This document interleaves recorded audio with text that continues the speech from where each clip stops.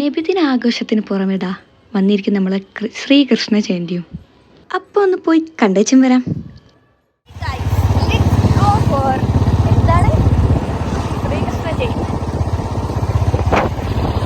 അപ്പം കാണാൻ വന്നിരിക്കുന്നത് നമ്മൾ മാത്രമല്ല എന്ന് മനസ്സിലായില്ലേ?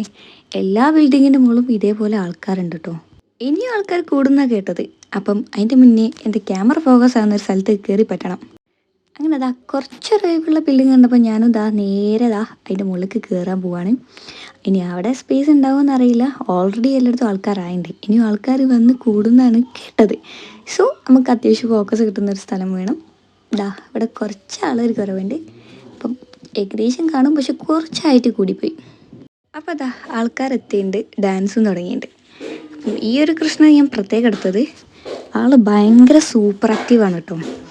ആ ഒരു മൊത്തം പരിപാടി, അതായത് ഏകദേശം ഒരു 10-20 മിനിറ്റോളം റാലി പോയിട്ടുണ്ട്. അപ്പം ഇയാളാണ് ആ ഒരു പരിപാടിനെ തന്നെ സൂപ്പറാക്കി മാറ്റുന്നത്. അപ്പം ഇയാളെ പ്രത്യേകമായിട്ട് എടുത്തതാണ്. അതിൻ്റെ ആൾക്കാരാണെങ്കിൽ കൂടി വരുന്നുണ്ട്. ഏകദേശം അവിടെ ഫുള്ളായിട്ടുണ്ട്.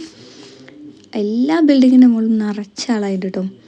അതിൻ്റെ വല്ല പ്രത്യേകത വെച്ചാൽ ഇടയ്ക്കിടയ്ക്ക് ഈ കാണുന്ന തരത്തിൽ കൃഷ്ണന്മാർ വരും. പിന്നെ അതേപോലെ ഒരു വണ്ടി ഒന്ന് സെറ്റാക്കിയിട്ടും വരും കേട്ടോ. ഇവർ ഈ വണ്ടി ചെയ്യുന്ന ഹാർഡ് വർക്ക് കാണാൻ തന്നെ ഉണ്ടായിരുന്നു കേട്ടോ. അപ്പം എല്ലാ കുട്ടികളും ഒരുക്കിയൊരു സെറ്റായിരുന്നു. അതുകൊണ്ട് കാണാൻ ആൾക്കാർ നിറഞ്ഞു തൂക്കേനും. ഈ ഒരു കുട്ടീനെ നോക്കിയാൽ ഒരാടെ കെട്ടി വെച്ചിട്ടുണ്ടാവും. ഓക്കെ, പക്ഷേ ആ ഇരിക്കുന്ന കുട്ടിക്കും വേണ്ട ഒരു ധൈര്യം, ആ ഒരു കൊക്കിൽ മാത്രമാണ് ആ കുട്ടി അത്രയും നേരം. ഈ റാലി കഴിയുന്നവരേ ഇരിക്കണ്ടേ എന്തായാലും. ഈ കുട്ടി മാത്രമല്ല കേട്ടോ, അങ്ങനെ ഒരുപാട് കുട്ടികൾ. അപ്പം ഇതൊക്കെയാണ് 2025 ശ്രീകൃഷ്ണ ജയന്തി പറയുന്നത്. ലാസ്റ്റ് ടീമാണ് ഇവർ.